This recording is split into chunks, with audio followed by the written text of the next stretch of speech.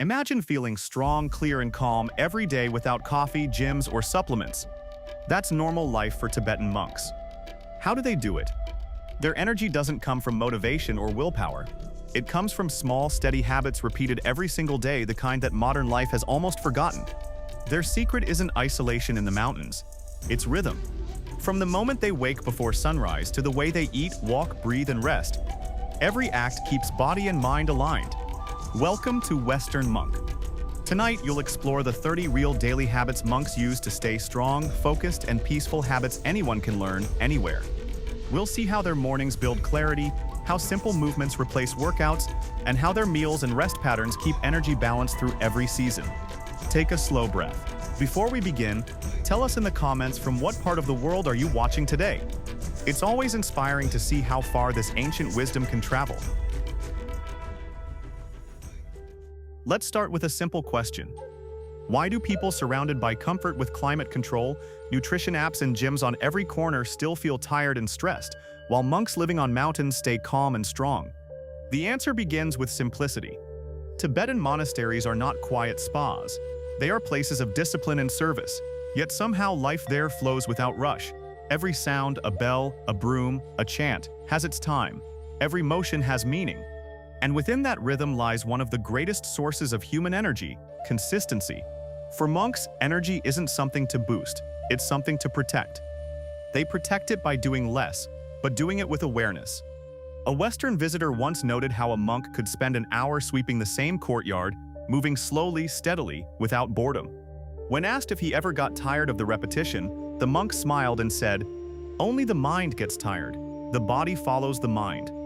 That sentence sums up the Tibetan view of strength. It begins in the mind, not the muscles. In modern life, we chase variety and stimulation. Every day is filled with new notifications, decisions, and distractions. And that mental noise drains physical energy faster than any hard labor. Monks, on the other hand, live with fewer choices. Their clothes are simple, their meals predictable, their schedule almost identical each day. What looks repetitive from the outside is actually liberating from the inside. It removes friction. It preserves focus. It keeps energy flowing in one direction. Scientific studies on attention echo this idea. Decision fatigue, the mental exhaustion caused by constant small choices, reduces our ability to concentrate and regulate mood. Monks, by following set rhythms, eliminate that drain entirely. The result is mental clarity, steady mood, and strong body function. If you ever visit a Tibetan monastery, the first thing you'll notice is the sound, or rather the lack of it. Before dawn, when most of the world is still half asleep, the courtyards are dim, the air crisp, and the only sound you might hear is a bell echoing through stone halls. That's the signal. It's time to wake up. Monks rise early, usually between 3:30 and 4:30 a.m., not to suffer, but to align with nature's rhythm. They believe the hours before sunrise are the purest for the mind. In their words, when the world is still, thoughts are light. That's habit 1. Wake before sunrise. Not to work more, but to begin with calm. Modern chronobiology supports this. Early rising, when paired with consistent sleep, stabilizes the body's internal clock, improves digestion, and increases morning focus. For monks, it's not about productivity, it's about peace before noise. The first act after rising is cleansing. Habit 2. Before breakfast or prayers, they wash their face and hands with cool water, sometimes even in freezing weather. The purpose isn't hygiene alone, it's alertness. In Tibetan practice, cold water awakens the wind energy, the subtle force linked with breath and movement. Today, science would describe the same thing as stimulating circulation and oxygen flow. After cleansing, monks move into stillness. Habit 3. Morning meditation. They sit cross-legged, spine straight, hands resting gently, eyes half open. The goal isn't to stop thinking, but to observe. In this early hour, the mind hasn't yet collected the day's distractions, making it easier to train attention. Some begin with shamatha, or calm abiding meditation, focusing on breath or a single sound. Others repeat mantras, rhythmic phrases that steady the mind.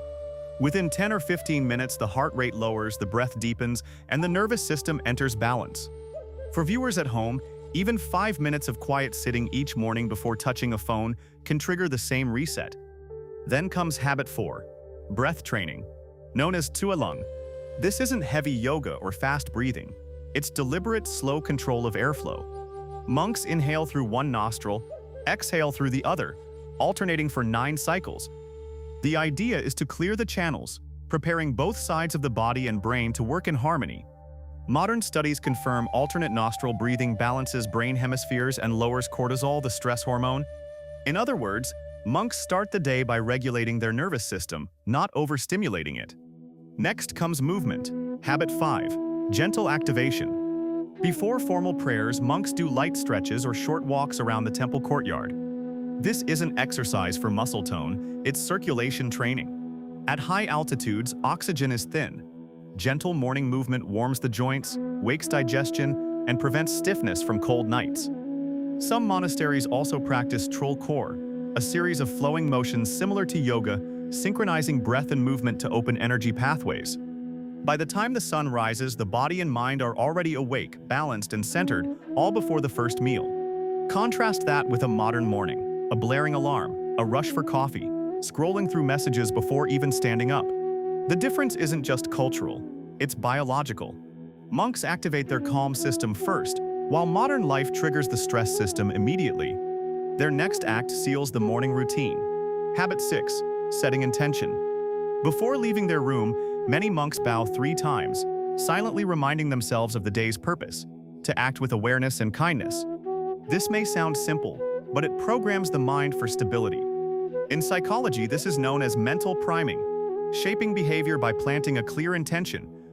A peaceful start changes the tone of every decision that follows. Then comes breakfast, but even that is part of the morning discipline. Butter tea and barley porridge aren't just food, they're extensions of mindfulness, which we'll explore later. For now, the focus is on rhythm. Every morning unfolds in the same calm pattern. Wake, cleanse, breathe, move, focus, intend. Imagine adopting even part of this system in modern life. Wake 20 minutes earlier, rinse your face with cold water. Sit in silence for 5 breaths, stretch your shoulders, and decide one thing you'll do calmly today. That's the core of Tibetan morning strength, not complexity, but consistency. There's an old saying in the monasteries, "The mind trained at dawn rules the day." That's why every monk protects their morning. It's the seed of the whole rhythm. And as the day begins to unfold, that steady energy moves into motion, not through workouts or machines, but through the most ordinary acts of daily work. Because in the monastery, even sweeping the floor is part of strength training. By sunrise, monastery life is already in full rhythm. Bells echo softly, and the air smells faintly of butter tea and smoke from juniper incense. There's no gym, no treadmill, and no talk of getting fit. Yet every monk you meet seems physically strong, grounded, and full of quiet energy. How? Their secret is simple. They move all day, but never rush. That's habit 7. Mindful motion instead of exercise. From carrying water to sweeping the courtyard or walking uphill to prayer halls, movement is constant but rhythmic. Nothing is frantic. Their bodies stay active, but their nervous systems stay calm. The perfect combination for strength without strain. Modern science has started to echo this truth. Research on low-intensity steady movement shows it supports cardiovascular health and reduces inflammation more effectively than sporadic workouts followed by long sitting. Monks don't burn calories, they maintain flow. When they sweep, they move with breath. One slow inhale as the broom goes forward, one exhale as it returns. It's a daily moving meditation. One elder monk laughed when a visitor asked if he ever felt bored doing chores. "Only when I forget to breathe." That's habit 8. Work with your breath. Every task becomes an opportunity to harmonize body and mind. Their posture is another hidden pillar of health. Habit 9. Sit tall, walk steady. From meditation halls to mealtime, monks keep their spine upright, shoulders open, and chin slightly lowered, a physical posture that supports deep breathing and stable attention. In Tibetan medicine, posture directly affects lung, the wind energy that governs focus and vitality. In modern terms, it keeps oxygen flowing and nerves balanced. Even during study, monks rarely slump or lean. They train posture as discipline, not vanity. If you spend hours at a desk or driving, this habit alone can change your energy. Straighten the spine, relax the jaw, and let your breath drop lower. You'll notice how quickly alertness returns without caffeine. Then comes habit 10, walking meditation. Throughout the day, monks walk between halls or courtyards, always at a steady pace. Sometimes they repeat mantras quietly with each step. The idea is not to reach anywhere fast, but to be fully present in motion. This practice keeps joints supple, improves digestion, and clears mental fatigue. Many monasteries have circular walking paths around temples for this reason. One Western visitor described it as the calmest form of exercise I've ever seen, like the body is charging while the mind rests. Next is habit 11, balanced physical work. In Tibetan monastic life, labor is considered service: sweeping, farming, preparing meals, carrying firewood. Tasks rotate so no one overuses the same muscles or becomes overly idle. This constant moderate activity prevents stiffness, maintains circulation, and keeps digestion strong. It's not about building muscle, it's about keeping energy moving evenly through the body. If there's heavy lifting to do, monks often coordinate it in pairs or groups, synchronizing breath to movement, exhaling together as they lift, inhaling as they lower. It's another way to align teamwork with awareness. Then comes one of the simplest but most effective of all, habit number 12, stretching through prayer. During prostrations, the full body bows performed at the start and end of ceremonies, monks engage nearly every muscle. Each movement combines breath, humility, and exercise. Arms lift, body folds, forehead touches the ground. A few dozen repetitions warm the spine, open the lungs, and tone the body gently. It's devotion and workout at once. One monk joked to a visitor, "If you do 100 prostrations daily, you'll never need yoga." He wasn't exaggerating. It's both cardio and meditation in one. Monks also rest smartly. After long sessions of sitting, they stand slowly, stretch the back and shoulders, and walk a few steps before resuming work. This is habit 13, never stay still too long. In Western offices, prolonged sitting is called the new smoking, for its impact on circulation and posture. Monks naturally avoid it by alternating sitting, walking, and standing dozens of times per day. Finally, there's an emotional dimension to movement. Habit 14, move to reset the mind. When frustration or fatigue arises, monks don't vent or scroll, they walk, sweep, or refill tea. Action replaces reaction. As one teacher in a Nepalese monastery told his students, "When your thoughts become heavy, move your body. The wind of motion clears the dust of the mind." You can apply that anywhere. A short walk after an argument, tidying a desk after stress, or stretching after long focus. Small, rhythmic movement can dissolve tension before it becomes illness. So what do these physical habits add up to? A body that works like a flowing river, always moving, never strained, never stagnant. And a mind that stays anchored through that flow. No gyms, no gadgets, no counting reps, just daily motion with purpose. By noon, the monks' bodies have already gone through hundreds of small movements: walking, lifting, bending, breathing. Their muscles are warm, joints flexible, and digestion ready. That's when the next essential layer of balance appears, the way they eat and rest. Because strength in their world isn't built by movement alone. It's sustained by nourishment and rhythm. By midday, the monastery quiets again. The air smells of barley and steam. Bowls are lined in neat rows, and every movement from pouring tea to lifting a spoon is done with calm precision. This is not just lunchtime, it's another lesson in strength. For Tibetan monks, food is medicine, and like all medicine, it works only when taken with awareness. That belief shapes several habits that nourish both body and mind. Let's begin with habit 15, eat at regular times. Most monasteries have 2 meals a day, breakfast around sunrise and lunch before noon. Dinner is usually skipped or replaced with light tea. The idea is simple: eat when the body digests best, and let it rest when night comes. In Tibetan medicine, digestion is strongest when the sun is high around midday and weak after sunset. Modern research agrees, late-night eating disrupts metabolism and sleep cycles. By respecting natural rhythm, monks keep digestion efficient and energy steady. Meals themselves are simple, warm, balanced, and made from local ingredients. That's habit 16, eat warm, simple food. A bowl of tsampa, roasted barley flour mixed with butter tea, provides slow energy for hours. Butter from yak milk adds fat for warmth and brain function, while the salty tea helps hydration in dry mountain air.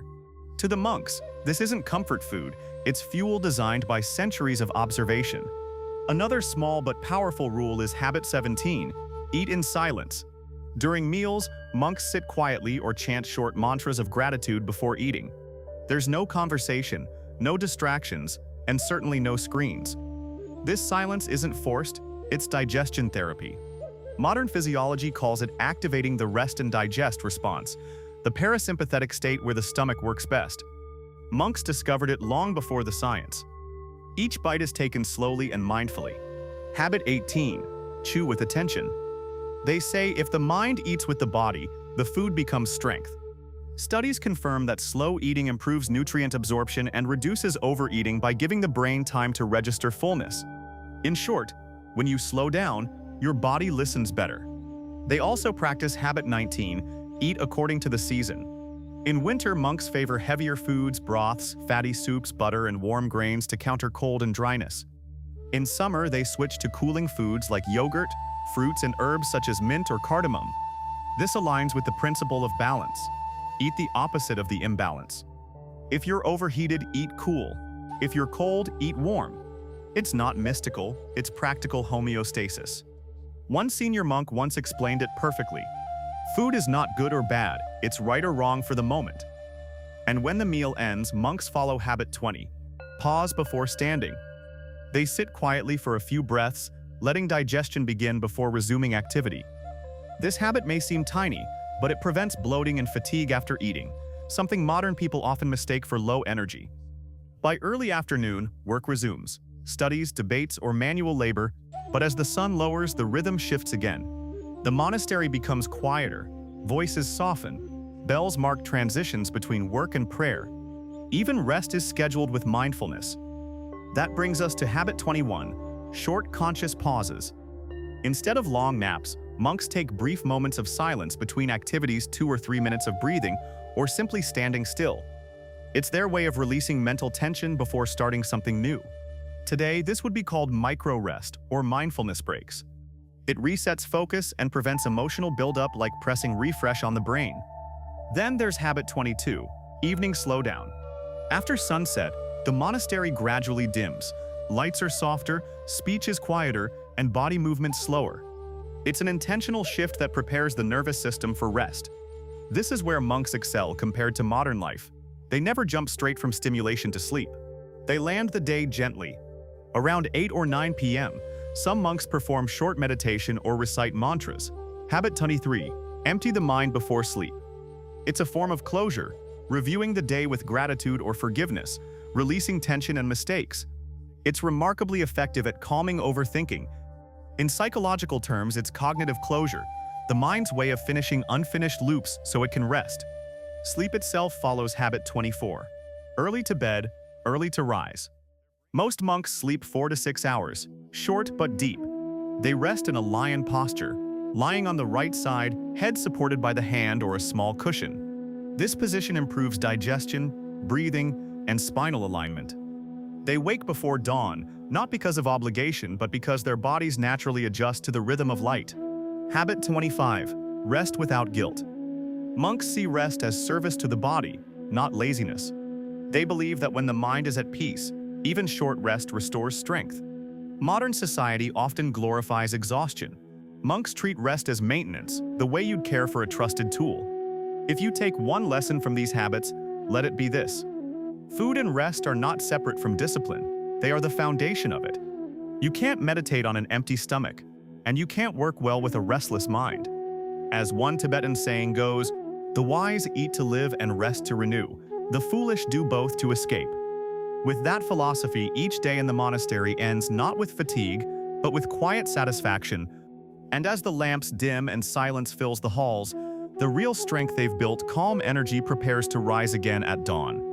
But before the day truly ends, there's one more layer of their routine, a gentle sequence of evening habits that restore the body and quiet the mind. These last 5 practices are what transform ordinary rest into true renewal. Evenings in a Tibetan monastery are not busy.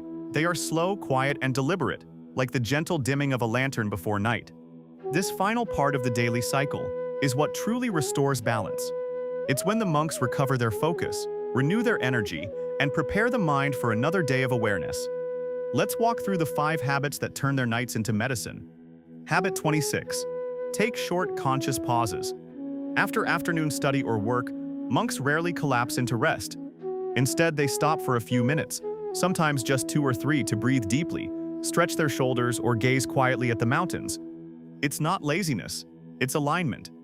These short pauses reset the nervous system before moving into the next activity. Neuroscience now calls this micro-recovery, brief intentional moments that reduce accumulated stress hormones. Try this at home. Before checking messages after work, sit for 1 minute with eyes closed and breathe slowly. It's a small act that rewires the brain toward calm.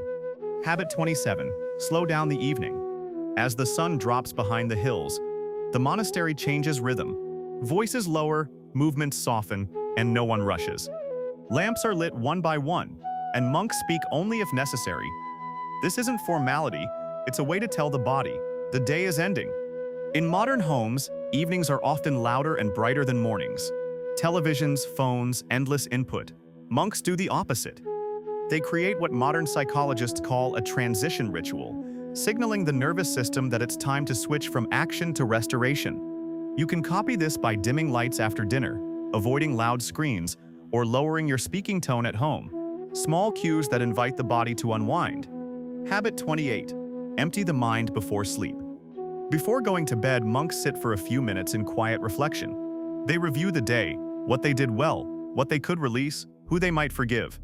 Then they dedicate all merit to the well-being of others. This simple act erases guilt and unfinished thought loops, one of the main reasons many people can't fall asleep easily. In psychology, this is called cognitive closure, clearing the mind's open tabs. The monks would simply say, "Go to sleep with a light heart."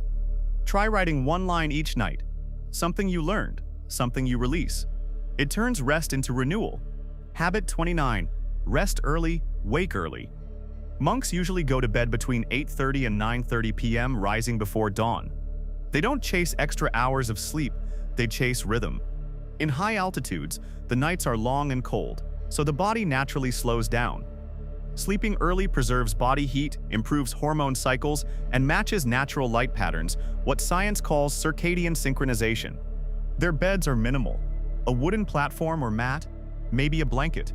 Comfort isn't the point. Consistency is. Even a 6-hour rest becomes deep when the mind is calm and the body expects it. Habits 30. Rest without guilt. Perhaps the most important of all. Monks never view rest as wasted time. They see it as essential maintenance, just as you would oil a wheel or sharpen a blade. When fatigue comes, they listen to it without shame. This mindset is deeply healing for modern adults who feel constant pressure to stay productive. In the monastery, resting when tired is not failure, it's wisdom. A senior monk once said, "Work and rest are not enemies, they are two breaths of the same life."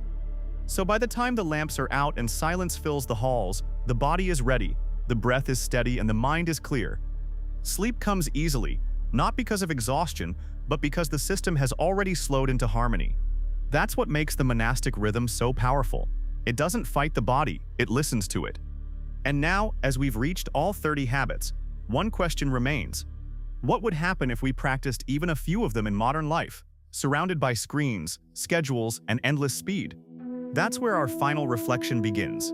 So now we've seen the full rhythm from the monk's early rising to his quiet night, 30 simple habits woven through a single day that keep the body strong and the mind clear.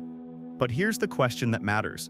How can we use this wisdom in modern life without moving to a monastery? The answer is not to copy everything, it's to translate it. You don't need butter tea or Himalayan air to live like a monk. You just need to recover what they've never lost: rhythm, simplicity, and awareness. Let's start with mornings. If you're 40, 50, or 60, your energy no longer depends on willpower, it depends on how you begin each day. You may not rise at 4 a.m., but you can rise consistently, without rush. You can replace the phone alarm with a softer sound, rinse your face with cool water, and take 3 quiet breaths before starting anything. That's the modern version of habits 6 through 9, awakening the body without forcing it.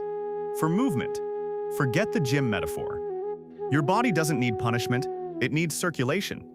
Walk daily, sweep your porch, carry groceries with awareness. Bend, stretch, move slowly, and breathe with rhythm. That's all habits 12 through 19 ask for. The monks show that motion is not about fitness, it's about flow. And posture, it's still one of the cheapest medicines available. Straight spine, open chest, calm breath. You'll digest better, focus longer, and tire less. Try sitting like that for 1 week. You'll notice the difference. Now about food, the part of life where discipline meets joy. If you eat on the run, skip meals, or snack late, your body never knows when to rest. You don't have to eat barley or yak butter, but you can follow the same logic: warm, simple, regular, and in peace. Eat when you eat. Put the phone down, taste your food. Even the smallest moment of gratitude before a meal, a quiet thank you, activates calm digestion. That's habit 22, reimagined for a busy kitchen. For adults in midlife, digestion and recovery are everything. You can gain energy simply by doing less, fewer snacks, earlier dinners, lighter evenings. Try finishing your last meal at least 3 hours before bed. Your sleep will deepen naturally without pills or supplements. And yes, rest, perhaps the hardest lesson of all in modern culture. Monks never glorify exhaustion. They know that calm effort, not constant struggle, sustains vitality into old age. For viewers in their 40s, 50s, or 60s, this may be the single most healing idea from Tibet. Stop fighting rest. Honor it. When you pause, you're not losing time, you're renewing energy. Let's bring all this together. If you look at the 30 habits as a whole, you'll notice they form 5 simple categories. First, wake with awareness. Start the day calmly and intentionally. Second, move with rhythm. Let physical work or walking replace forced workouts. Third, eat with focus. Simple, warm, and timed with nature. Fourth, think with kindness. Keep emotions balanced, forgive and avoid mental noise. And fifth, rest with peace. End each day in quiet renewal instead of overstimulation. That's it, 30 habits, but really one principle: harmony between effort and ease. Modern life has made things complicated. We think wellness means buying more products, tracking more data, or doing more tasks. Monks remind us that health isn't built on addition, it's built on subtraction. Remove chaos, and the body heals. Remove hurry, and the mind clears. It's not that their lives are easier, it's that their attention is not divided. Every act, from eating to sweeping, becomes one pointed practice. That focus turns ordinary tasks into sources of strength. So how do you bring this home? You start small, one monk habit at a time. Maybe tomorrow you wake 10 minutes earlier or eat without distraction. Maybe you pause before reacting to stress, or turn off screens an hour before bed.